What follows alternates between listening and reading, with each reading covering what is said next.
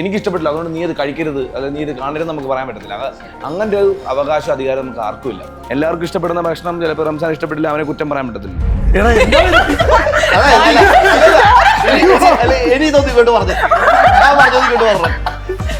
നമുക്ക് ഫുഡ് കഴിച്ചാലോ?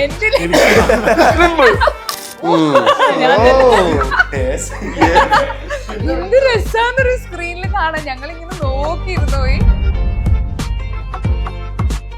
ആ 2 ഷോട്ടിനാണ് ഇത് ഇവന്റ് പോലും ചോദിച്ചില്ല. നമുക്ക് ആട്ടും തുപ്പും ഇടിയും ചോട്ടും, അതിന്റെ ഇടയിൽ കൂടെ 48 ഫ്രെയിംസ് എടുത്ത് അവിടെ വെച്ചത്. കഥ പറയുമ്പോൾ എനിക്കങ്ങ് ഭയങ്കര ഇഷ്ടപ്പെട്ട ഒരു സീക്വൻസ് ആയിരുന്നു അത്.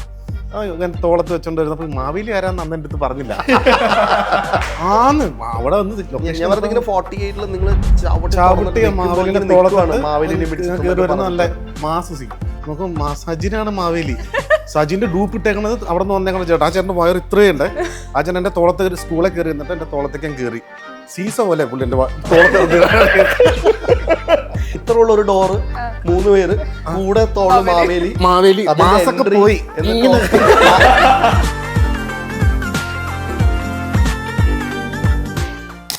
എന്റെ കിട്ടിയത് കൊണ്ട് എനിക്കൊരു പ്രശ്നമുണ്ട്. എനിക്കത് ആരോടെങ്കിലും പറഞ്ഞാലേ ഉറക്കം വരൂല. അപ്പൊ ഞാനിങ്ങനെ നോക്കും, കൂട്ടത്തിന് ആര് നിധിയാണല്ലോ. അപ്പൊ ഈ കൂട്ടത്തിൽ ഇങ്ങനെ സാധനം ഇട്ട് തന്മയത്തമായിട്ട് പിന്നെ ഇത് കൈകാര്യം ചെയ്യുമെന്ന് ഞാൻ വിശ്വസിക്കുന്ന ഞാൻ പോയി പറയും, ഇങ്ങനെ ഒരു സാധനം എന്റെ കിട്ടിയിട്ടുണ്ട്, ഇത് നിധിയാണോ എന്താണെന്ന് എനിക്ക് അറിയത്തില്ല, ഇതിപ്പോ എന്താ ചെയ്യണ്ടേ. ആർക്ക് നിധി കിട്ടുന്ന അവന് പ്രാന്താവുന്ന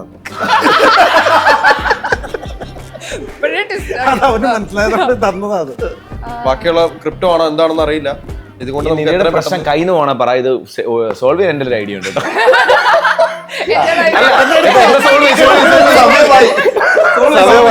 നീ നിനക്ക് എന്ത് പ്രശ്നം ഉണ്ടെങ്കിലും സോൾവ് ചെയ്യാൻ എന്റെ ഒരാളുണ്ട്. അത് ജയശ്രീയുടെ ഇട്ട് കൊടുക്കും. നിധിയുടെ ഓറ കട്ടാവുന്നു, നമ്മള് സേഫ് ആവുന്നു. ബൈജു ചേട്ടന് ഇന്റർവ്യൂ എടുക്കുകയാണെങ്കിൽ നമുക്ക് പേടിയാ, എപ്പോഴാണ് കൗണ്ടേഴ്സ് വരുന്നതെന്ന് അറിയില്ല. ശ്രദ്ധിച്ചും കണ്ടു വേണം ഇന്റർവ്യൂ ചെയ്യാൻ.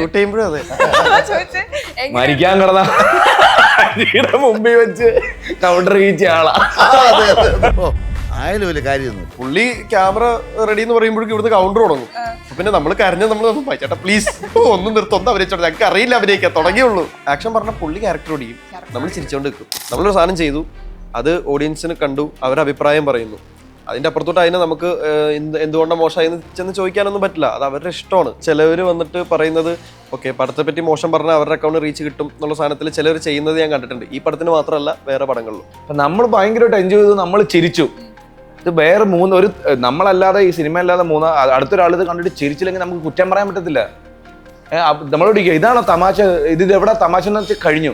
പക്ഷെ ചിരിച്ചു കഴിഞ്ഞാൽ നമുക്ക് പറയാം ഇവിടെ ചിരി വീണിട്ടുണ്ട്, ഇവിടെ ചിരി വീഴും, ഇത്രയും ആൾക്കാർക്ക് ചിരി വീണു, എന്നാ പിന്നെ നിനക്ക് എന്താ ചിരി വരാത്തെന്ന് നമുക്ക് വേണം ചോദിക്കാം.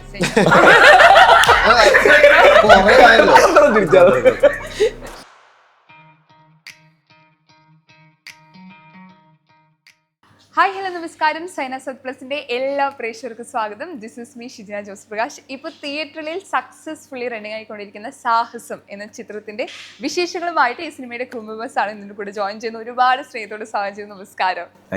ആദ്യം താങ്ക് യു കേട്ടോ. കുറേ നാളിന് ശേഷമാണ് തിയേറ്ററിൽ ഇങ്ങനെ ചിരിച്ച് കണ്ടൊരു പടം. അത് ഒരാള് ചിരി തുടങ്ങിയ അടുത്താൾ നിർത്തുമ്പോൾ വീണ്ടും ചിരി തുടങ്ങും.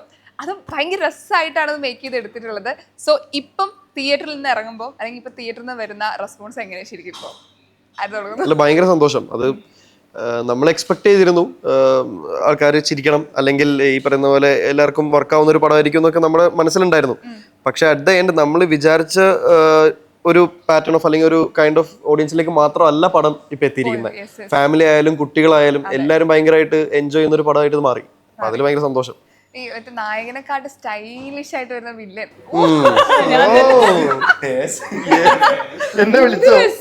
സ്ക്രീനിൽ കാണാൻ ഞങ്ങൾ ഇങ്ങനെ നോക്കിയിരുന്നു പോയി. അത് വരുന്ന എല്ലാ സ്ഥലത്തും അത് ഓൾറെഡി ഈ കഥ പറയുന്ന സമയത്തെ ആ 2 ഷോട്ടിനാണ് ഇത് ഇവന്റ് പോലും ചോദിച്ചില്ല. അല്ല അത് തുടങ്ങിയത് തന്നെ എടാ ഇത് ഇങ്ങനെ 2 ഷോട്ട് 2 സാധനം നിനക്ക് ഉണ്ടാവും, അത് അടിപൊളിയായിരിക്കും എന്ന് പറഞ്ഞു. അത് ഇപ്പൊ പറഞ്ഞില്ലേ, ഇതിങ്ങനെ ഒരുപാട് പേര് പറയുന്നത് കേൾക്കുമ്പോൾ എന്റെ ലൈഫിലെ ഫസ്റ്റ് 48 ഫ്രെയിംസ് ആണ്, സ്ലോ മോഷൻ ആണ്. അതിന്റെ സന്തോഷം അതെന്റെ മുഖത്തൊക്കെ അറിഞ്ഞൂടെ. പക്ഷെ അത് രസമായിരുന്നു. ഞാൻ വിചാരിക്കുന്നു ഓരോരുത്തരും കൂടെ, ഞാൻ ബഡ്ജറ്റിലേക്ക് വരാം, ഏറ്റവും കൂടുതൽ തിയേറ്ററിൽ അതായത് കോമഡി കൈകാര്യം ചെയ്യാൻ ഭയങ്കര ബുദ്ധിമുട്ടുള്ള കാര്യമെന്ന് അറിയാം. എല്ലാവരും കോമഡി ചെയ്യാണ്, അത് നമുക്ക് ആരുടെയാണ് ചിരി നിർത്താൻ പറ്റുന്ന അറിയില്ല. പക്ഷെ ഇത്രയും കോമഡി കൈകാര്യം ചെയ്യുന്ന എല്ലാവരും കൂടെ ഈ അഭിനയിക്കുന്ന സമയത്ത് നിങ്ങൾ എങ്ങനെയാ കോമഡി ഒക്കെ, നിങ്ങൾക്ക് ചിരി വരില്ല, അതെങ്ങനെ നിങ്ങൾ കൺട്രോൾ ചെയ്യാം? ഞങ്ങൾ ത്രൂ ഔട്ട് ചിരിയായിരുന്നു. ആരും ഒന്നും ചിരി വരില്ല. എല്ലാവരും എന്താ തീരില്ലേന്ന് പ്രാർത്ഥിച്ചോണ്ടിരിക്കുന്നു.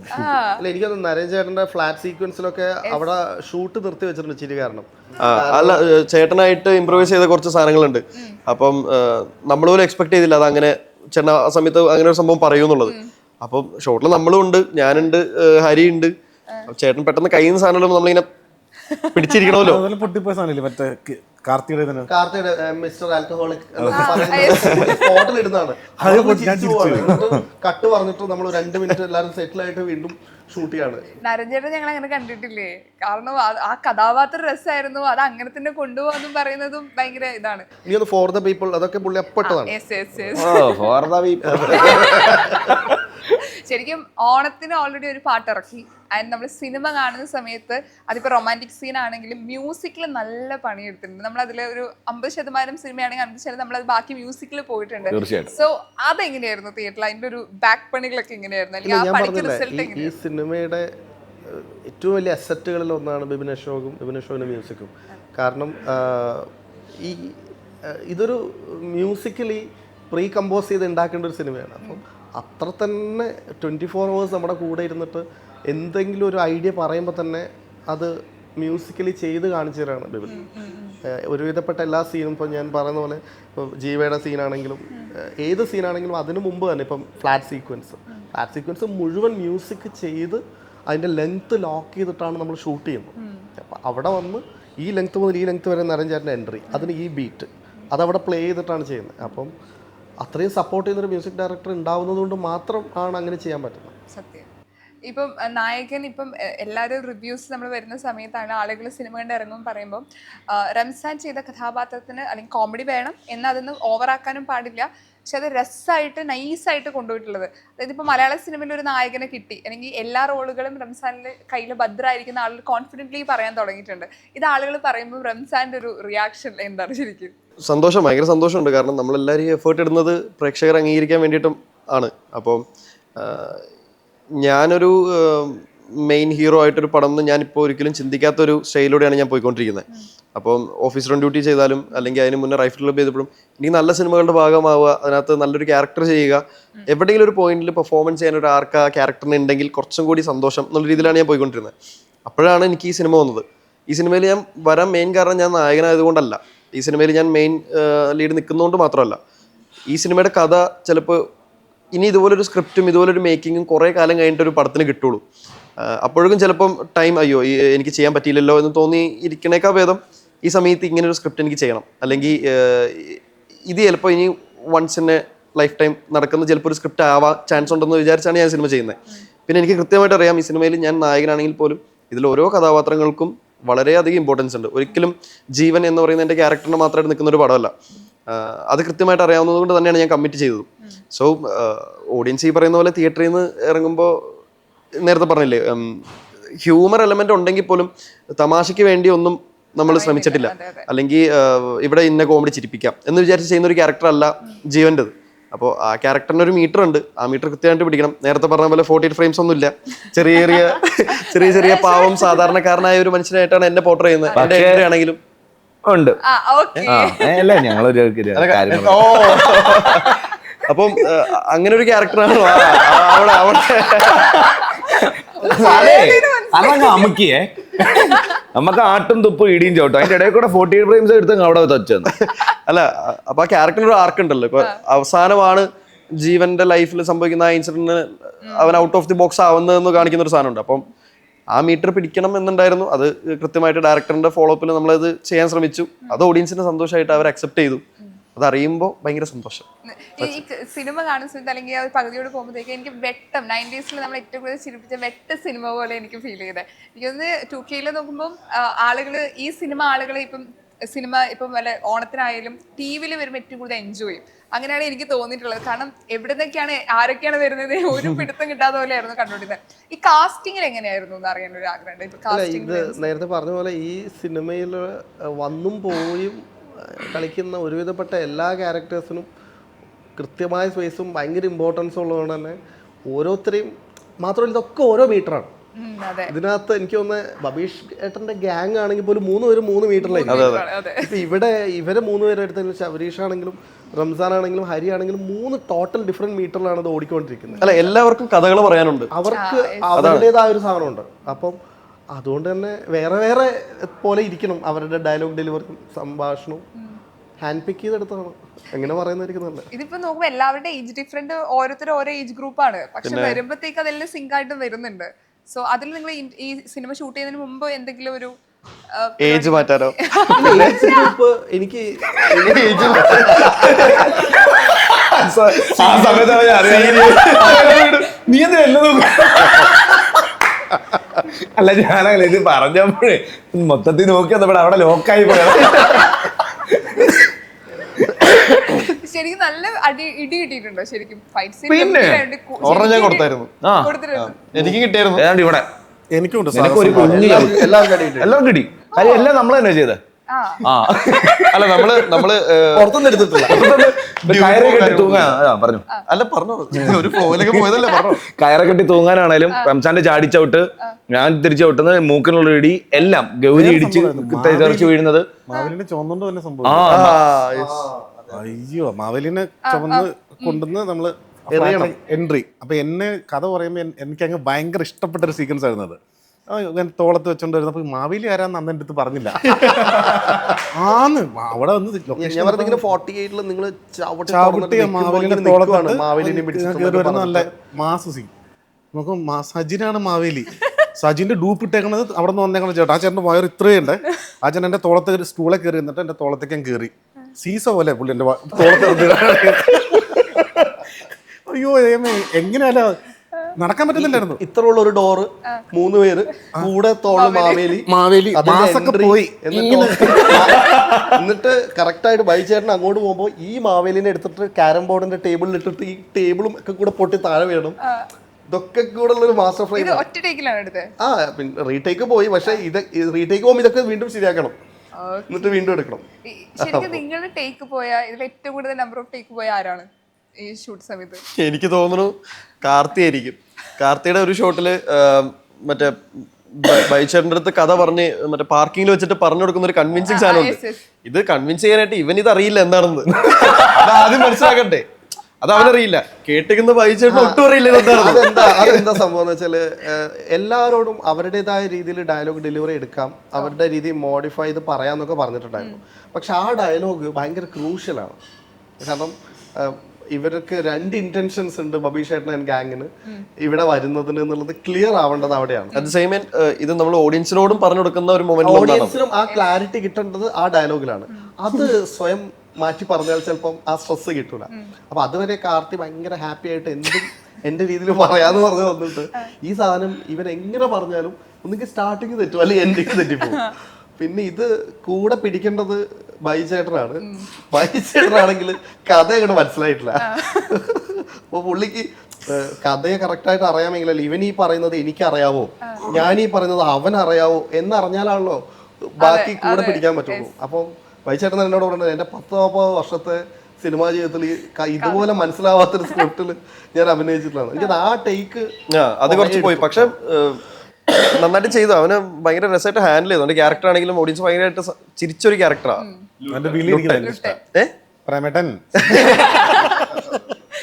ബൈജു ചേട്ടന് ഇന്റർവ്യൂ എടുക്കുകയാണെങ്കിൽ നമുക്ക് പേടിയാ, എപ്പോഴാണ് കൗണ്ടേഴ്സ് വരുന്നതെന്ന് അറിയില്ല. ശ്രദ്ധിച്ചും കണ്ടു വേണം ഇന്റർവ്യൂ മരിക്കാൻ കിടന്ന മുമ്പിൽ വെച്ച് കൗണ്ടർ കീച്ച ആളാ. ഹരി മരിച്ചഭിനയിക്കുക, മരിച്ച് കിടന്നിട്ട് ഹരിക്ക് അങ്ങനെ മരിച്ച ശീലമില്ലല്ലോ, CPR കിട്ടിയ ശീലമില്ല. അപ്പോഴാ തൊട്ടടുത്ത് കരഞ്ഞ് മെഴുകിയൊരുത്ത നിൽക്കുക. തൊട്ടിപ്പുറത്ത് ബൈച്ചേട്ടൻ പുള്ളി ക്യാമറ റെഡി എന്ന് പറയുമ്പോഴേക്കും ഇവിടുന്ന് കൗണ്ടർ തുടങ്ങും.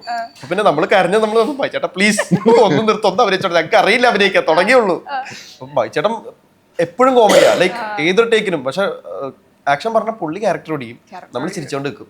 അതാണ് പ്രശ്നം. പക്ഷെ ഞങ്ങൾക്ക് ഭയങ്കര ഒരു പേടി സ്വപ്നമാണ് ഞങ്ങൾക്കും ഒരു പേര് നല്ലതാ. ചെറിയ പേടി നല്ലതാണ്. നല്ലതാണ്. എനിക്കൊന്ന് ചേട്ടൻ ചെയ്ത കഥാപാത്രം എനിക്കൊന്ന് കൂട്ടത്തിൽ ഒത്തിരി ചിരിപ്പിക്കുക. ഒരു പൊടിക്ക് പോയി കഴിഞ്ഞാൽ ഓവറായി പോകും, പക്ഷെ അത് മീറ്റർ പിടിച്ചിട്ടാണ് നല്ല പേടി ഉണ്ടായിരുന്നു. പേടിയുണ്ടായിരുന്നു. ഞാൻ അത് പറഞ്ഞു. ഞങ്ങൾ എപ്പോഴും പറയായിരുന്നു ദൈവം ഇത് എന്തോ എന്തോ എന്തോ. അഴിഞ്ഞാടം വിട്ട കുറച്ച് പേരിൽ ഒരാളാണ്. പക്ഷെ അഴിഞ്ഞാടിയിട്ടുണ്ട് നന്നായി.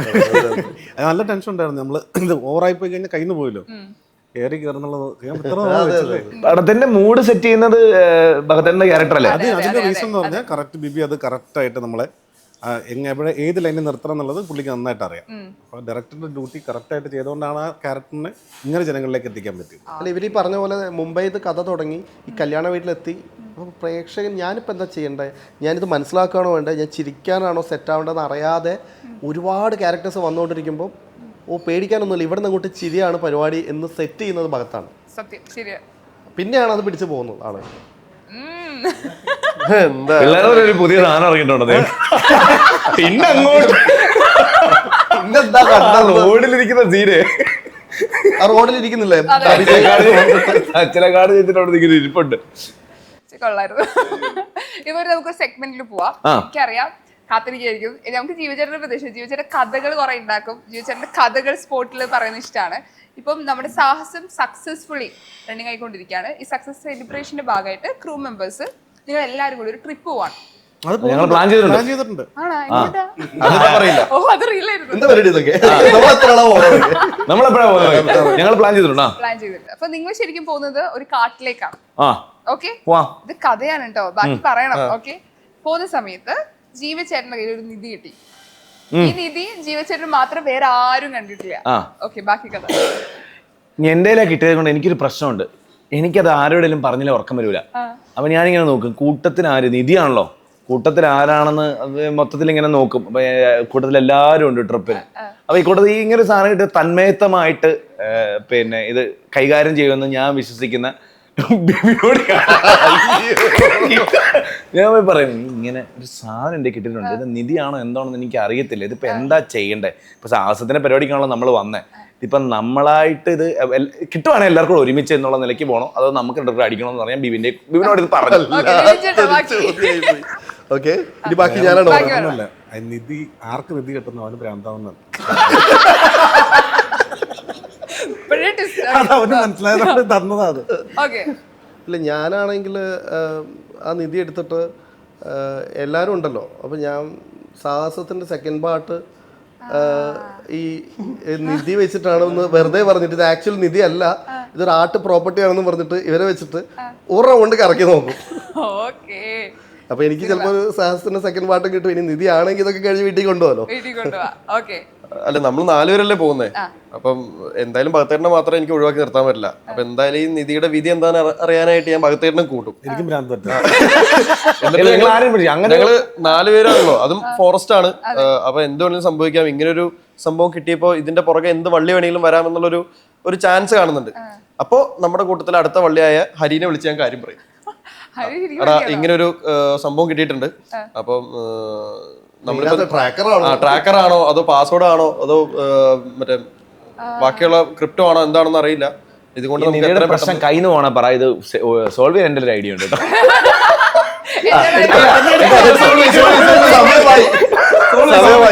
നീ നിധിക്ക് എന്ത് പ്രശ്നം ഉണ്ടെങ്കിലും സോൾവ് ചെയ്യാൻ എന്റെ ഒരാളുണ്ട്. അത് ജയശ്രീയുടെ ഇട്ട് കൊടുക്കും.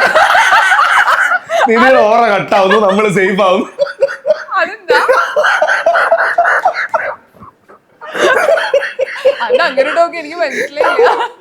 ഞങ്ങളുടെ ഓറാകളാ. ഞങ്ങള് എന്ത് പ്രശ്നം ഉണ്ടെങ്കിലും ആ പ്രശ്നം അപ്പൊ അവിടെ സോൾവ് ആക്കി തരും ജയശ്രീ. ക്ലീൻ.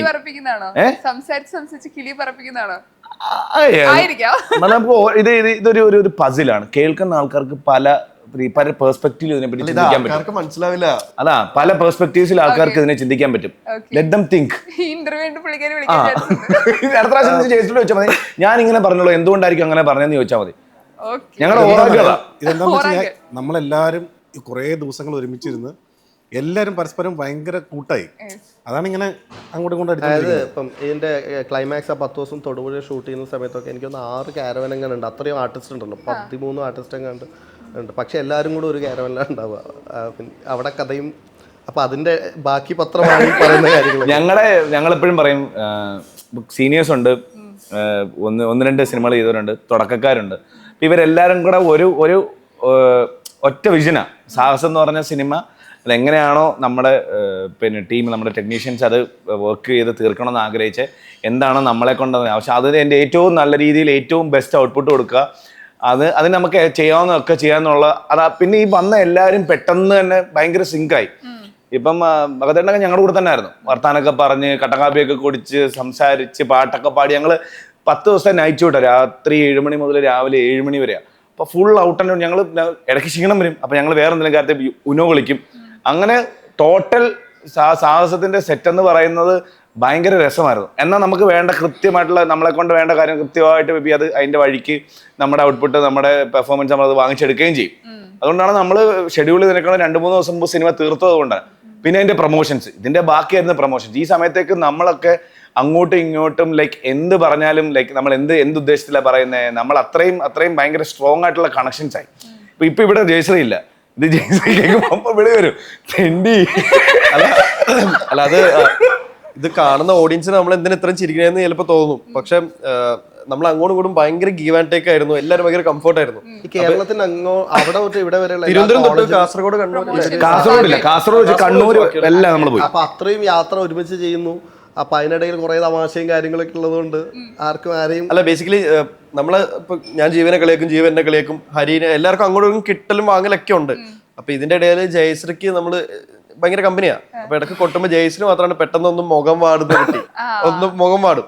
പക്ഷെ കുറച്ച് കഴിയുമ്പോൾ ഓക്കെ ആവും. അതുകൊണ്ട് ആ മുഖം വാടുന്നത് കാണുന്നോണ്ട് ഞാൻ പിന്നെ ഇട്ട് കൊട്ടിക്കൊണ്ടിരിക്കും.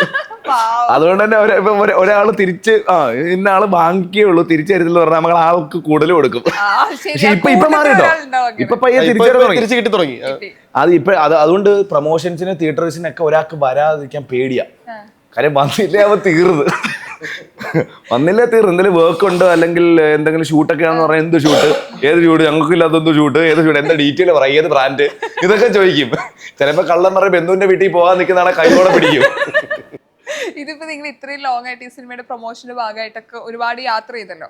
ഒത്തിരി ആൾക്കാർ നിങ്ങൾ മീറ്റ് ചെയ്യും, കാരണം നിങ്ങളെ നേരിട്ട് കാണുന്ന ആഗ്രഹിക്കുന്ന ഒത്തിരി ആളുകളുണ്ട്. സോ സ്നേഹപ്രകടനം കുറച്ച് കൂടുതലായിരിക്കും. സോ വെറൈറ്റി ആയിട്ടുള്ള ആരാധകരെ നിങ്ങൾ കണ്ടിട്ടുണ്ടോ? അല്ലെങ്കിൽ എന്താ അങ്ങനെ നോക്കണേ, അങ്ങനെ ഉണ്ടോ? റംസാൻ ഏറ്റവും കൂടുതൽ കോളേജ് ചെല്ലുമ്പോൾ ഏറ്റവും കൂടുതൽ സ്നേഹം ഏറ്റുവാങ്ങുന്നു അനുഭവിക്കുന്ന റംസാനാണ്. So over to Ramzan. ഡാൻസിന് ഇഷ്ടപ്പെടുന്ന കുറെ പേരെ എപ്പോഴും കാണാറുണ്ട്. അപ്പം അവര് വന്നിട്ട് സിനിമ നല്ലതായിരുന്നു, നമ്മുടെ സിനിമ ഇറങ്ങിയതിന് ശേഷം ഉള്ള കോളേജ് പോകുമ്പോൾ സിനിമ നല്ലതായിരുന്നു കണ്ടു എന്ന് പറയുമ്പോൾ ലൈക്ക് ആസ് എൻ ആക്ടർ ഞാൻ ഡാൻസിൽ നിന്ന് ട്രാവൽ ചെയ്ത് ഇതിനകത്തേക്ക് എത്തുമ്പോൾ അവരും എൻ്റെ കൂടെ ട്രാവൽ ചെയ്ത് ഡാൻസിനെ സ്നേഹിച്ച് അത് കഴിഞ്ഞിട്ട് ഇപ്പോൾ സിനിമയെ സ്നേഹിക്കുന്നു, അതിലെൻ്റെ കഥാപാത്രം സ്നേഹിക്കുന്നു. അതിന് കിട്ടുന്ന അപ്രിസിയേഷൻ കാണുമ്പോൾ കുറച്ച് സന്തോഷമുണ്ട്. കാരണം നമ്മൾ ചെയ്യുന്ന വർക്ക് അറ്റ് ദ എൻഡ് അവർക്ക് ഇഷ്ടപ്പെടാൻ വേണ്ടി ചെയ്യുന്നല്ലേ. അപ്പം അല്ലാതെ എന്ത് ചെയ്തിട്ടും കാര്യമില്ല. അപ്പം അതിൻ്റെ റിസൾട്ട് കിട്ടുമ്പോൾ ഭയങ്കര സന്തോഷം. ഇപ്പോൾ കോളേജിലാണെങ്കിലും അല്ലെങ്കിൽ എന്താ പറയുക, ഇന്നലെ തന്നെ ഒരു അമ്മ വന്നിട്ട് സിനിമ കണ്ട് ഭയങ്കരമായിട്ട് ജീവനെ കെട്ടിപ്പിടിച്ച് ഭയങ്കര രസമുണ്ട് എന്നൊക്കെ പറഞ്ഞ് അത് കാണുമ്പോൾ ഭയങ്കര സന്തോഷമാണ്. ഇത് രണ്ടാമത്തെ വില്ലൻ വേഷമാണ്, പക്ഷെ വില്ലൻ വേഷം കിട്ടി ഭയങ്കര ഇഷ്ടമാന്ന് തോന്നുന്നല്ലേ? അല്ലേ, കറക്റ്റായിട്ട് ഇതേ തരുള്ളൂ തോന്നുന്നു. ഇത് ആദ്യം പോലെ ഇതൊരു 3 വർഷം മുമ്പ് നമ്മൾ ഈ 21 ഗ്രാംസ് കഴിഞ്ഞ് അടുത്ത് ഇങ്ങനൊരു പരിപാടി ആയിരിക്കും ഇങ്ങനെ എഴുതി തുടങ്ങിയുള്ളൂ. റോണി എന്ന് പറഞ്ഞൊരു ക്യാരക്ടർ അതാ. അപ്പൊ അന്ന് മുതൽ റോണി പല ആൾക്കാർ മാറിയിട്ടൊക്കെ വന്ന റോണി മാത്രം മാറിയില്ല എന്ന് പറയുന്നത്. റോണി ഞാൻ വേറെ ആർക്കും കൊടുത്തില്ല. അപ്പൊ അത് ബിബി പറയുമ്പോൾ അത് ഓക്കെ, അത് എനിക്ക് പറ്റാവുന്ന പണിയെ അല്ലെങ്കിൽ തരുവുള്ളൂ. പിന്നെ ഒരു ഡയറക്ടേഴ്സ് കോൺഫിഡൻസ് ആണല്ലോ, ഇത് ഒരു കുഴപ്പമില്ല കറക്റ്റ് വീട്ടറ എന്ന് പറയുമ്പോൾ കിട്ടുന്ന. എന്നാലും നമ്മൾ ഈ പറഞ്ഞാൽ ഈ പ്രോസസ്സ് പഠിച്ചു വരുന്നല്ലേ ഉള്ളൂ, തുടങ്ങിയല്ലേ ഉള്ളൂ. എനിക്ക് നല്ല വൃത്തിക്ക് അറിയാം ഞാനൊരു ബോൺ ആക്ടർ അല്ല എന്നുള്ളത് അറിയാം. സോ ഞാനിങ്ങനെ ഓരോ വർക്ക് കഴിയുന്തോറും ഒരു സീനാണെങ്കിൽ ഒരു സീൻ, ഒരു ഷോട്ട് ആണെങ്കിൽ ഒരു ഷോട്ട്, അത് കഴിയുമ്പോൾ നമ്മളിങ്ങനെ സെൽഫ് ഇംപ്രവൈസ് ചെയ്യാനുള്ള ശ്രമമാണ്. പോകെ റെഡിയാവും. അതെ. ഇപ്പം ഡയറക്ടർ പറഞ്ഞ് അതുപോലെ ചെയ്യുന്ന ആക്ടേഴ്സ് ഉണ്ട്, അല്ലാതെ സ്വയം നമ്മുടെ കയ്യിൽ നിന്ന് എടുത്ത് ചെയ്യുന്നവരുണ്ട്. നിങ്ങൾ 3 പേരും എങ്ങനെയുള്ള ഒരു ആക്ടറാണെന്ന് ചോദിക്കുകയാണെങ്കിൽ സംബന്ധിച്ച് ഡയറക്ടർ എന്താണോ പറയുന്നത് അത് എന്നെ കൊണ്ട് കഴിയുന്നതിന്റെ മാക്സിമം കൊടുക്കുക എന്നാണ് ഞാൻ ശ്രമിക്കാറുള്ളത്. പിന്നെ ഇപ്പം ഇവിടുത്തെ ഒരു അവസ്ഥ എന്ന് വെച്ചാൽ നമുക്ക് ഫ്രീഡം ഉണ്ടായിരുന്നു, നമുക്ക് ആ സ്പേസിൽ പ്ലേ ചെയ്യാനുള്ള ഒരു കുറേ അവസരങ്ങൾ തന്നു. അപ്പൊ അതനുസരിച്ചിട്ട് അതിനെ കൃത്യമായിട്ട് ടീച്ചർ എടുത്തിരിക്കില്ല അല്ല അത് നമ്മൾ അങ്ങനെ വേണം, അതിന് അതിൻ്റെതായ ഒരു ഇതില്ലേ.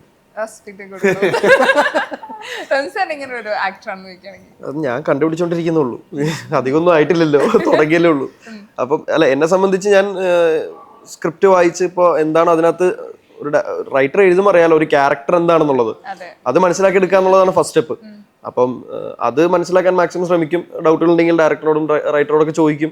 അപ്പോൾ അത് കഴിഞ്ഞൊരു സ്ക്രീൻ പ്ലേയിലേക്ക് വരുമ്പോൾ അല്ലെങ്കിൽ ഒരു സീൻ ഡയറക്റ്റ് ചെയ്യുന്ന ടൈമിലേക്ക് വരുമ്പോൾ ഓക്കെ ഇതാണ് പുള്ളിക്ക് വേണ്ടതെന്ന് എനിക്ക് കൃത്യമായിട്ട് മനസ്സിലാക്കുക എന്നുള്ളതാണ്. അതിൻ്റെ അപ്പുറത്തേക്ക് എനിക്ക് ഇതിനകത്ത് ഇങ്ങനെ ചെയ്താൽ കൊള്ളാമെന്ന് ഞാൻ ചെന്ന് ചോദിക്കും. അത് കൊള്ളായിരിക്കും എന്ന് പറയും, ചിലപ്പോൾ വേണ്ട എന്ന് പറയും. ഓക്കെ എന്താണോ പരിപാടി അത് രണ്ടും ഗീവ് ആൻഡ് ടേക്ക് ആണ്, അതിൻ്റെ അപ്പുറത്തോട്ടൊന്നും ഇല്ല. ഇല്ല, എനിക്ക് തോന്നുന്നത് ഒരു ഞാൻ മുമ്പത്തെ ഇൻ്റർവ്യൂവിൽ പറഞ്ഞ പോലെ ഇവർക്ക് എന്താണ് ഈ ക്യാരക്ടറിൻ്റെ മീറ്ററിന് കിട്ടിക്കഴിഞ്ഞാൽ നമ്മുടെ പകുതി ജോലി അവിടെ തീർന്നു. കാരണം പിന്നെ ആ മീറ്ററിൽ നിന്നുകൊണ്ട് ഇവർ ഇംപ്രവൈസ് ചെയ്യുന്നത് കാണാനാണ് നമുക്കിഷ്ടം. കാരണം അതിൽ ആ ആളെന്താണെന്ന് കിട്ടിയിട്ട് അതിൽ കിടന്ന് അവർ എത്ര ഇംപ്രവൈസ് ചെയ്താലും നമുക്ക് ബോണസാണ്. എനിക്ക് തോന്നുന്നത് ആ ഒരു സമയം കഴിഞ്ഞാൽ ഞാൻ ചിലപ്പം സീൻ പറഞ്ഞു കൊടുത്തിട്ട് മൂവ്മെൻറ്റോ ഡയലോഗോ പോലും പറയാതെ ഇതാണ് പരിപാടി എന്ന് പറഞ്ഞിട്ട് അപ്പോൾ എന്നോട് ആരെങ്കിലും അപ്പോൾ എന്താണ് ഇവർ ചെയ്യുന്നത് പറയുമ്പോൾ ഞാൻ പറയാറുണ്ട് ഒരു റൗണ്ട് അവർ ചെയ്യട്ടെ, ചിലപ്പം നമ്മൾ വിചാരിച്ചതിനെക്കാട്ടും വലിയ എന്തെങ്കിലും ഇതുപോലെ അതില്ലെങ്കിൽ മാത്രം വന്നിട്ട് ആദ്യത്തെ റൗണ്ട് ഡീറ്റെയിലിംഗ് ഒരുപാട് സ്പൂൺ ഫീഡ് ചെയ്യാതെ മീറ്റർ കിട്ടിക്കഴിഞ്ഞാൽ ഒരു റൗണ്ട് അവർക്കങ്ങ് വിട്ടു കൊടുത്തിട്ട് നമ്മൾ ക്യാമറ കൂടെ പിടിച്ചു കൊടുത്താൽ ചിലപ്പം മാജിക് സംഭവിക്കും. അങ്ങനെ ഇതുണ്ടായ സീൻസ് ഉണ്ട്. ഇപ്പൊ എന്നെ സംബന്ധിച്ച് നമ്മുടെ ഫസ്റ്റ് കല്യാണ വീട്ടിൽ നിന്ന് ഞങ്ങൾ ഇറങ്ങി വന്ന് കാറിൽ ചാടി ഓടി കയറി കഴിഞ്ഞിട്ട് റൈറ്റിങ്ങിലും എൻ്റെ അടുത്ത് പറഞ്ഞു തന്ന സംഭവം എന്ന് വെച്ച് കഴിഞ്ഞാൽ കീ കാണാനില്ല. അപ്പൊ പപ്പനോട് ചോദിക്കും കീ എവിടെ, കീ സാമിൻ്റെ കയ്യിൽ. അപ്പൊ സാം എവിടെ, സാം വന്നിട്ടില്ല. അവിടെ നിർത്തി കഴിഞ്ഞാൽ പിന്നുള്ള ഷോട്ട് സാം വന്ന് ചവിട്ടുന്നതായിരുന്നു. അപ്പം നമ്മളിത് ചെയ്തു വന്നപ്പോ കീ അവിടെ സാമിന്റെ കയ്യിലാണ്. ഞാൻ ചുമ്മാ ഒരു ഓളത്തിന് സാമേന്ന് ഇങ്ങനെ വെറുതെ വിളിച്ചു ഒരു ഷോട്ടില്. അപ്പൊ കൃത്യമായിട്ട് മ്യൂസിക് പിന്നെ അവിടെ പ്ലേസ് ആയി, അവിടെ ഷോട്ട് വന്നു. അത് ഓർഗാനിക് ആയിട്ട് ഉണ്ടാവുന്നതിനൊരു ഭംഗി എന്നും ഉണ്ട്. അത് ഞാൻ ഇവരോട് ചോദിച്ചിട്ടുണ്ട്, ഈ ഓപ്പൺ കാറാണ്, നിങ്ങൾ ഓടി വന്നിട്ട് കയറണം, എന്നാൽ അറ്റ് ദ സെയിം ടൈം ഒരാൾ ഡ്രൈവർ സീറ്റിൽ എത്തണം, ഒരാള് ബാക്ക് സീറ്റിലായിരിക്കണം. കാരണം സാം ഓടി വന്ന് ഈ ഡോർ തുറന്ന് കയറണം, വണ്ടി ബാക്കോട്ട് റിവേഴ്സ് എടുത്ത് ഡ്രിഫ്റ്റ് ചെയ്ത് മുന്നോട്ട് പോകണം. ഇതിന് പറ്റുന്ന പോലെ ഈ ബാക്ക് അങ്ങോട്ടിട്ടിരിക്കുന്ന കാറിലാണ് ചാടി കയറേണ്ടത്. ഇത് സിംഗിൾ ഷോട്ടിൽ വേണം. അപ്പോൾ ഞാൻ ചോദിച്ചു എങ്ങനെ നിങ്ങളത് ചെയ്യും? കാരണം ഈ ബാക്കിലോട്ട് ചാടി അവിടുന്ന് രണ്ടാമത്തെ ചാട്ടം ഡ്രൈവിംഗ് സീറ്റിൽ എത്തണം, അത് ഞങ്ങൾ ചെയ്തോളാം. ഞാൻ പറഞ്ഞു അല്ല പിന്നെ ഉണ്ടായത് ചരിത്രമാണ്. ക്യാമറ വരുമ്പോൾ ചോദിച്ചില്ലേ? അങ്ങനെ ചോദിക്കും. അല്ല അതെനിക്ക് വാശിയായിരുന്നു കേട്ടോ. അങ്ങനെയുള്ള അഭ്യാസം ജീവൻ എന്ന കഥാപാത്രം ചെയ്യരുത് എന്നുള്ളൊരു സംഭവം ഉണ്ടായിരുന്നു. ജീവൻ ക്യാരക്ടർ എന്താണോ അത് ചെയ്യുക എന്നുള്ളതാണ്. അപ്പം ഇങ്ങനെയുള്ള കാര്യങ്ങളൊക്കെ എനിക്ക് കുറച്ചുകൂടി ഈസിയാണ്. ഞാൻ കഴിഞ്ഞ തവണ പറഞ്ഞു എനിക്ക് ഫിസിക്കലി നമ്മൾ പണിയെടുത്ത് ചെയ്യേണ്ട കാര്യങ്ങളൊക്കെ ചെയ്യാൻ കുറച്ചുകൂടി ഇൻട്രസ്റ്റിംഗ് ആണ്. അപ്പൊ കാറിൽ ചാടി കയറാം അത്രേ ഉണ്ടായിരുന്നുള്ളൂ. അല്ല അതിന്റെ അപ്പുറത്തോട്ട് ഇവിടെ ചാടി സീറ്റിലേക്ക് എത്തുമോ അല്ലെങ്കിൽ സീറ്റിലിരിക്കുമോ. ഓപ്പണിംഗ് അല്ലേ, ഇവരുടെ ഒന്നും ക്യാരക്ടർ സെറ്റ് ആയിട്ടില്ല. ഓപ്പണിംഗ് ആ സീൻ ആ സോങ് ആണ്, എൻഗേജ്മെന്റ് സോങ് ആണ്. അപ്പൊ അവിടെ ഈ ചാട്ടത്തില് ഒരു 3 കുരുത്തം കെട്ട പിള്ളേര് ഇറങ്ങിയിട്ടുണ്ട് എന്ന് തോന്നും ആ ചാട്ടത്തില്. അത് കിട്ടുന്നുണ്ടായിരുന്നു. ഞാൻ പറഞ്ഞത് അതൊക്കെ ആ സമയത്ത് ഓർഗാനിക്കലി ഉണ്ടായതാണ്. ഇവരൊക്കെ കൂടെ തന്നെ ഇതിന്റെ കൂടെ പുള്ളി കൃത്യമായിട്ട് ഓക്കെ ഇന്ന ഷോട്ട് ഇന്ന പോലെ വേണം എന്ന് പറഞ്ഞ് നമ്മളെ കൊണ്ട് ചെയ്യിപ്പിച്ച കൃത്യമായിട്ടുള്ള മീറ്റർ വേണ്ട ഷോട്ട്സും ഉണ്ട്. അതാ പറഞ്ഞു ഒരു ഗീവ് ആൻഡ് ടേക്കിൽ ഡയറക്ടറും ആക്ടറും തമ്മിലുള്ളൊരു എനിക്കൊന്ന് ചില സ്ഥലത്ത് ആ ബ്രേക്കപ്പ് സീൻ ചില സ്ഥലത്ത് നമുക്ക് ഇങ്ങനെ തന്നെ വേണം, അത് എഴുതി വരച്ചതുപോലെ വേണം എന്നുള്ള ചില സ്ഥലമുണ്ട്. അവിടെ മാത്രം അങ്ങോട്ടും ഇങ്ങോട്ടും വേണ്ട, ഇത് തന്നെ നോട്ടം ഇങ്ങനെ അങ്ങനെ. അല്ലാത്തതൊക്കെ ഇവരഴിഞ്ഞാടിയത് തന്നെയാണ്. ജീവചേട്ടൻ ഇത് എത്തരത്തിലുള്ളൊരു ആക്ടറാണെന്ന് ചോദിക്കുമ്പോൾ രണ്ടുപേരും പറഞ്ഞു. ഞാൻ കുറച്ചും പറഞ്ഞു ഞാൻ ഈ പ്രോസസ്സ് തുടങ്ങിയിട്ടല്ലേ ഉള്ളൂ. ഇപ്പം ആ എന്താണോ ഡയറക്ടർ അതിന് ഉണ്ടാവുമല്ലോ ഒരു ആ ക്യാരക്ടറിനെ പറ്റിയിട്ടൊരു കൃത്യമായിട്ടുള്ളൊരു ഒരു സ്റ്റഡി ഉണ്ടാവുമല്ലോ. ഇങ്ങനെയാണ് ആ ക്യാരക്ടർ, ഇങ്ങനെയാണ് ആ ക്യാരക്ടർ പെർഫോം ചെയ്യേണ്ടത്, ഇങ്ങനെയാണ് ആ ക്യാരക്ടർ ബിഹേവ് ചെയ്യേണ്ടത്. അപ്പോൾ അത് മനസ്സിലാക്കുക. പിന്നെ ഇതിൽ റോണിക്ക് അങ്ങനെ കയ്യിൽ നിന്ന് എന്നാലും ചില അതിൽ ഇങ്ങനെ നോക്കല്ലേ എന്ന് പറയാം. അതായത് ഞാനും ഗൗരിയും കൂടെ ഇങ്ങനെ സംസാരം ഇങ്ങനെ അതിങ്ങനെ പിന്നെ റിഹേഴ്സൽ ചെയ്തുകൊണ്ടിരുന്നപ്പം ഇങ്ങനെ ഗൗരി നോക്കിയപ്പോൾ ഞാൻ ഇങ്ങനെ നോക്കല്ലേ, അപ്പോൾ ഞാൻ ബിബിയോ ചോദിച്ചു ഇങ്ങനെ നോക്കല്ലേ. അത് റിയൽ ലൈഫിൽ ഇൻസ്പയർ ചെയ്തിട്ട് അങ്ങനെ ഓരോരുത്തരും റിയൽ ലൈഫിൽ നിന്ന് ഇൻസ്പയർ ചെയ്ത് ഒരുപാട് കാര്യങ്ങൾ ഈ സിനിമയിൽ ചെയ്തിട്ടുണ്ട്. ഇനിയിപ്പോ ഞാൻ എൻ്റെ കാണാം ഇങ്ങനെ നോക്കല്ലേ, അത് ചിലപ്പോ ഞാൻ റിയൽ ലൈഫിൽ ചെയ്തിട്ടുണ്ടാവും. അതുപോലെ സാധനമുണ്ട് അല്ലേ, ഏതാണെന്നുള്ളത് ഞാൻ പറയൂല. പാസ്. അങ്ങനെ എന്തെങ്കിലും എടുത്തിട്ടുണ്ടോ? അല്ലെങ്കിൽ ഏതെങ്കിലും സിനിമകളില് കൈ നിട്ടിട്ട് സ്വന്തമായിട്ട് ഇതുപോലെ റിയൽ ലൈഫിന് എന്തെങ്കിലും കൊണ്ടുവന്നിട്ടുണ്ടോ? റിയൽ ലൈഫിൽ കൈ എന്നല്ല, റിയൽ ലൈഫ്. ആ നമ്മൾ ആടിനകത്തൊക്കെ ഉപയോഗിച്ചിട്ടുണ്ട്. ഏതായിരുന്നു അത്? അതിനകത്ത് നമ്മുടെ എന്റെ സ്വന്തമല്ല, ഈ പറഞ്ഞ മാനറസങ്ങളൊക്കെ പിടിക്കുന്ന അങ്ങനത്തെ. ഓക്കെ, ശരി. സാഹസ് എത്ര തവണ തിയേറ്ററിൽ കണ്ടു? അല്ലെങ്കിൽ സാഹസം എത്ര തവണ തിയേറ്ററിൽ കണ്ടു? ഈ ചോദ്യത്തെ രണ്ടാക്കാൻ പറ്റുമോ? എന്താ? ഫുള്ള് കണ്ടോന്ന് ചോദിക്കണം, ഇന്റർവെലിന് ശേഷം. അങ്ങനെ ഉണ്ട്. എന്താ ഇടയ്ക്ക് തിയേറ്റർ വിസിറ്റ് നമ്മള് ഇന്റർവെല്ലൊക്കെ കേട്ട് കയറൂലേ, ശരിയാവും. അത് കുറെ തിയേറ്റേഴ്സിൽ ഇപ്പൊ കയറി. ഇപ്പൊ സെക്കൻഡ് ഹാഫ് ഫുള്ള് എല്ലാവരും ഡയലോഗ് എല്ലാവർക്കും കാണാൻ പാടാ. ഇനി ഫസ്റ്റ് ഹാഫ് അത് ഞങ്ങള് കയറി കഴിഞ്ഞാൽ ഫ്ലാറ്റ് മുമ്പ് ചെല്ലാൻ ശ്രമിക്കും. ഫ്ലാറ്റ് മുതൽ കാണണോ? എന്നാൽ ചിരി വരുന്നത് മനസ്സിലാവും. ഫ്ലാറ്റ് മുതൽ പിന്നെ നിൽക്കുന്നില്ലല്ലോ, അതെ, അതെ. ക്ലൈമാക്സ് വരെ ശരിയാണ്. ചിരിയാണ്. അപ്പൊ നമുക്കൊരു ആവേശമാണ് അത് കാണാൻ. അപ്പം അത് ഷൂട്ട് ചെയ്യുന്നതും അല്ലെങ്കിൽ അത് എഡിറ്റിംഗ് പ്രോസസ്സിങ്ങും അത്ര ഉണ്ടാവില്ലേ? പക്ഷെ അത് കറക്റ്റ് അല്ല, നമ്മൾ തിയേറ്റർ വിസിറ്റിന് കൃത്യമായിട്ട് കയറാൻ എനിക്ക് ബേസിക്കലി കാരണമുണ്ട്. കാരണം നമ്മൾ കണ്ടിറങ്ങിയ ഒരു 90% ആളുകളും ഭയങ്കര ചിരിച്ച് കളിച്ച് ചിരിച്ച് വരുമ്പോൾ ഒരു 10% അല്ലെങ്കിൽ ഒരു 5-6 പേരോ വർക്കായില്ല എന്നുള്ള രീതിയിൽ പടം, ഓഫ് കോഴ്സ് അങ്ങനെയാണ് ഒരു പടം, അങ്ങനെ അഭിപ്രായം വന്നവരുണ്ട്. അപ്പോൾ ഓക്കെ എന്താണ് വർക്കാവാത്തത് അല്ലെങ്കിൽ എന്താണ് സംഭവം എന്ന് അറിയാനായിട്ട് തിയേറ്ററിൽ കൃത്യമായിട്ട് ഞാൻ കയറി. ഓക്കെ സെക്കൻഡ് ഹാഫ് നമുക്ക് കൃത്യമായിട്ട് കയറണം, പ്ലേസ്മെന്റ് കൃത്യമായിട്ട് അറിയണം, എന്താണ് ഓഡിയൻസിന്റെ റെസ്പോൺസ് എന്ന് അറിയണം. ഞാൻ പടത്തിന് റിലീസ് ആവുന്നതിന് മുന്നേ വന്നിട്ടുള്ള ഇന്റർവ്യൂസിലും ഇപ്പോൾ വന്നിരിക്കുന്ന ഇന്റർവ്യൂസിലും ഒരുപാട് വ്യത്യാസമുണ്ട്. എൻ്റെ കോൺഫിഡൻസിലായാലും എൻ്റെ സന്തോഷത്തിലായാലും. കാരണം പടം ഇറങ്ങുന്നതിന് മുന്നേ ഓഡിയൻസിൻ്റെ അടുത്ത് ഇത് ഭയങ്കര പടമാണ്, നിങ്ങൾ ഇത് വന്ന് കണ്ടേ പറ്റുള്ളൂ എന്ന് പറയാനുള്ള കോൺഫിഡൻസ് എനിക്ക് ഉണ്ടായിരുന്നില്ല. അത് ഒരിക്കലും പടത്തിന്റെ സൈഡിൽ വരുന്ന ഒരു കാര്യമല്ല. എനിക്ക് എന്നെ പേഴ്സണലി എനിക്ക് അങ്ങനെ ട്രീറ്റ് ചെയ്യാനാണ് ഇഷ്ടം, അതുകൊണ്ടാണ്. പക്ഷെ ഇപ്പൊ എനിക്ക് കൃത്യമായിട്ട് പറയാൻ പറ്റും, നിങ്ങൾ പടം വന്ന് കണ്ടാൽ ചിരിക്കും, നിങ്ങൾ ഭയങ്കരമായിട്ട് എൻജോയ് ചെയ്യുന്ന എനിക്ക് പറയാൻ പറ്റും. കാരണം സെക്കൻഡ് ഹാഫിൽ നമ്മൾ ഒരുപാട് തിയേറ്ററിൽ, അതും ഈ പറഞ്ഞ പോലെ തിരുവനന്തപുരം തൊട്ട് കോഴിക്കോട് വരെയുള്ള തിയേറ്റേഴ്സിൽ സെക്കൻഡ് ഹാഫിൽ കയറി ഇരുന്ന് എന്താണ് ഓഡിയൻസിന്റെ ജെന്യുവൻ ആയിട്ടുള്ള അവരുടെ റെസ്പോൺസ് എന്നുള്ളത് കൃത്യമായിട്ട് അറിഞ്ഞിട്ടാണ് നമ്മൾ ഇരിക്കുന്നത്. അപ്പൊ അതിന്റെ ഒരു കോൺഫിഡൻസും സന്തോഷമുണ്ട്. തിയേറ്ററിൽ നിൽക്കുന്ന സമയത്ത് നമ്മൾ ഇങ്ങനെ പോകുമ്പോൾ അടുത്ത ചിരി വരും, ഇങ്ങനെ നമുക്ക് നോക്കിയിരിക്കാം. അത് ഭയങ്കര രസമാണ്. ഇപ്പൊ ചിരി വരും. അത് കുറെ കഴിയുമ്പോൾ കിട്ടുന്ന ഒരു കോൺഫിഡൻസ് ആണ്. തമാശയുടെ ഏറ്റവും വലിയ പിന്നെ ഗുണവും ദോഷവും അതാ അല്ലെ. ഇപ്പൊ നമ്മൾ ചിരിച്ചു എന്ന് കരുതി അടുത്തൊരാൾ ചിരിക്കണമെന്നില്ല. അടുത്തൊരാൾ ചിരിച്ചാലേ ഇത് ചിരിച്ചു എന്നും ആ തമാശ വർക്കായെന്നും പറയാൻ പറ്റുള്ളൂ. അപ്പൊ നമ്മൾ ഭയങ്കരമായിട്ട് എൻജോയ് ചെയ്തു, നമ്മൾ ചിരിച്ചു.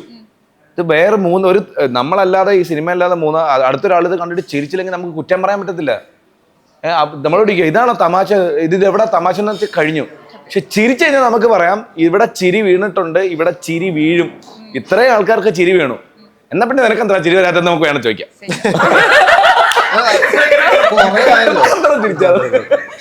നിങ്ങൾ ഈ റിവ്യൂസ് ഒക്കെ ശരിക്കും കാണാറുണ്ട്? ഇപ്പൊ പല രീതിയിൽ നെഗറ്റീവും പോസിറ്റീവ് ആയിട്ടുള്ള റിവ്യൂസ് ഓരോ സിനിമക്ക് വരാറുണ്ട്.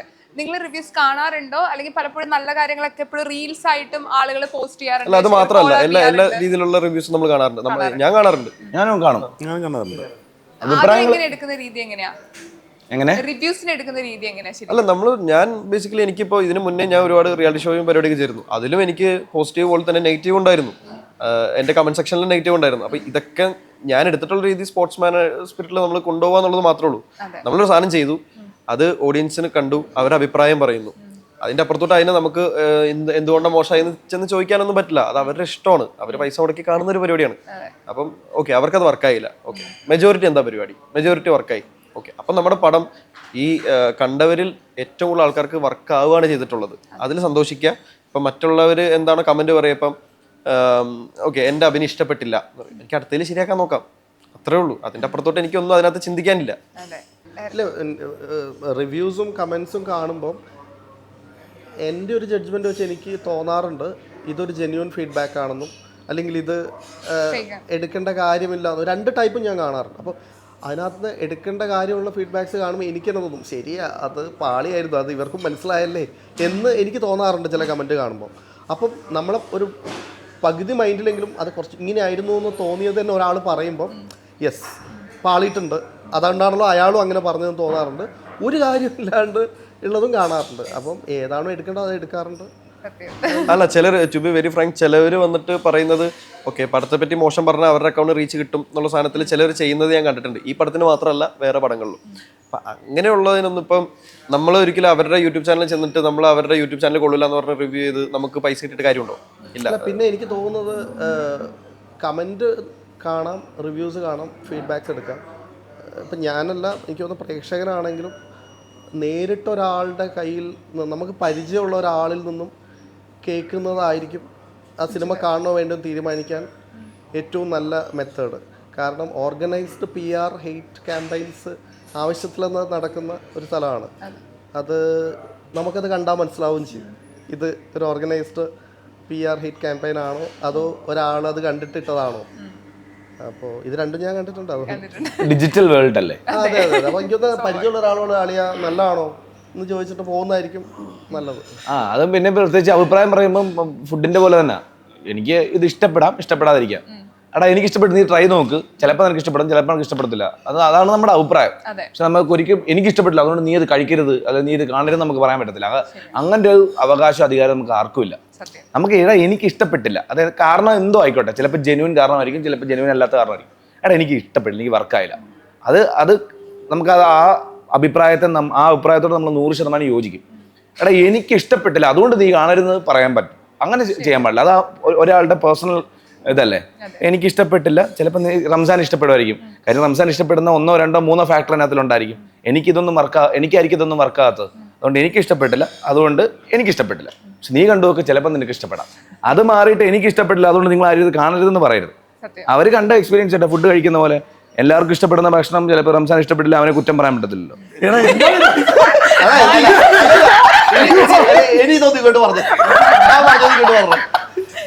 നമുക്ക് ഫുഡ് അവരവരുടെ അഭിപ്രായം പറഞ്ഞാൽ വേറൊരാളെ ഫോഴ്സ് ചെയ്ത് അത്രേ ഉള്ളൂ. എനിക്ക് ബാത്തേട്ടന് ഭയങ്കര ഇഷ്ടമാണ്, എന്നിട്ട് എല്ലാവർക്കും അങ്ങനെ ആണെന്നു. എന്നിട്ട് ബാത്തേരി മോശം ആളാവുന്നുണ്ടോ? ഇല്ല. എനിക്ക് സിനിമ ഇഷ്ടപ്പെട്ട്, അപ്പൊ എല്ലാവരും തിയേറ്ററിൽ പോയിട്ട് സിനിമ കാണാം, നിങ്ങൾക്കും സിനിമ ഇഷ്ടാവും. ഓക്കെ, ഒന്ന് ട്രൈ ചെയ്ത് നോക്കാം. അതാണ് ഇപ്പൊ പറഞ്ഞത്. അപ്പൊ എന്തായാലും ഓൾ ദി വെരി ബെസ്റ്റ്. നല്ലൊരു സിനിമയാണ്. 2ാം ഭാഗം പ്രതീക്ഷിക്കാവോ സിനിമയുടെ? നിങ്ങളെല്ലാരും കൂടെ 2ാം ഭാഗം വേണമെന്ന് പറയൂ. തീർച്ചയായും ഞങ്ങൾ ആഗ്രഹിക്കുന്നുണ്ട്. സോ എന്തായാലും നമുക്ക് കാത്തിരിക്കാം. അപ്പൊ എല്ലാവിധ ആശംസകളാണ്. Thank you so much. Thank U.